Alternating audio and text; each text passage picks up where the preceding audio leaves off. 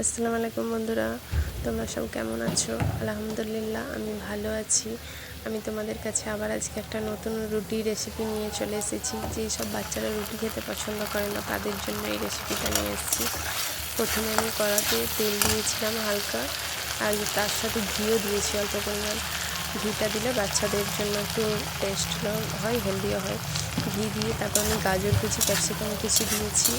তারপর একটু লবণ দিয়ে দিয়েছিলাম। দেওয়ার পরে আমি টমেটো সস দিয়েছি, তারপর রেড চিলি সসটা দিয়েছি, একটু ডার্ক সয়া সসটা দিয়ে দিলাম। এই যে দিয়ে ভালো করে নাড়াচাড়া করতে হবে ওটা, যাতে করে টমেটোটা আর ক্যাপসিকামটা সিদ্ধ হয়ে যায়। ওটা সুন্দর করে নাড়াচাড়া করে এবার আমি রুটিকে কেটে রেখে দিয়েছি।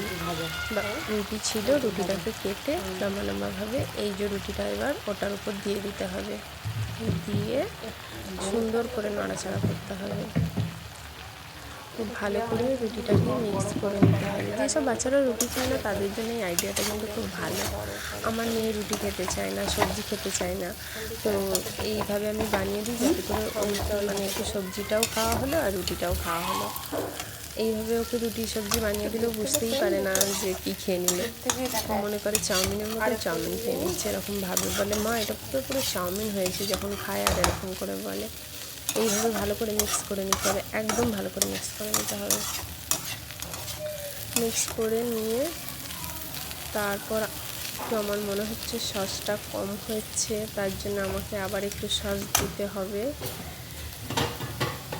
এই যে আমি একটু সস বার করছি ফ্রিজ থেকে। হাতের কাছে আমি সসটা রাখিনি, সসটা আমি ফ্রিজে রেখে দিয়েছিলাম।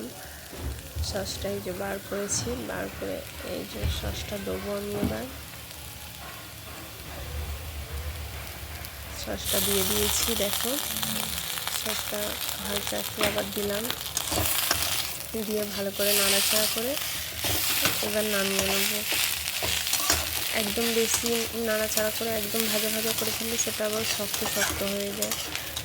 এরকমভাবে হালকা নেড়ে নামিয়ে নিলে মানে জিনিসটা নরম থাকে, আর একদম যখন বেশি ফ্রাই করতে যাবো তো তখন সেটা মানে শক্ত হয়ে যায়। এইভাবে এবার নামিয়ে নেবো এটাকে।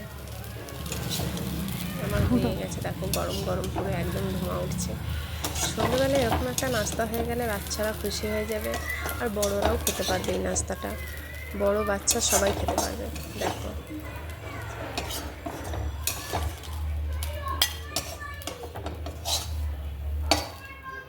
দেখো নামিয়ে নিয়েছি। আর তোমাদের সাথে আরেকটা জিনিস আমি শেয়ার করবো। আমার বাচ্চার রেজাল্ট খারাপ হয়েছে বলে দেখো কিভাবে কাঁদছে। কাটা পেয়েছো বলে মানে রেজাল্ট খারাপ হয়েছে বলতে ও মানে ফুল মার্কস পায়নি। ওর মানে 3টে সাবজেক্টে কোথাও 2 নম্বর 3 নম্বর এরকম করে কাটা গেছে। তো ওর সবসময় ফুল মার্কস চাই, ওর 1-2 নম্বরও কাটা যাবে না। তো নাম্বার কেটে নিয়েছে বলে ও দেখো কিভাবে কাঁদছে মন খারাপ করে, খুব কাঁদা কাটা করছে সে।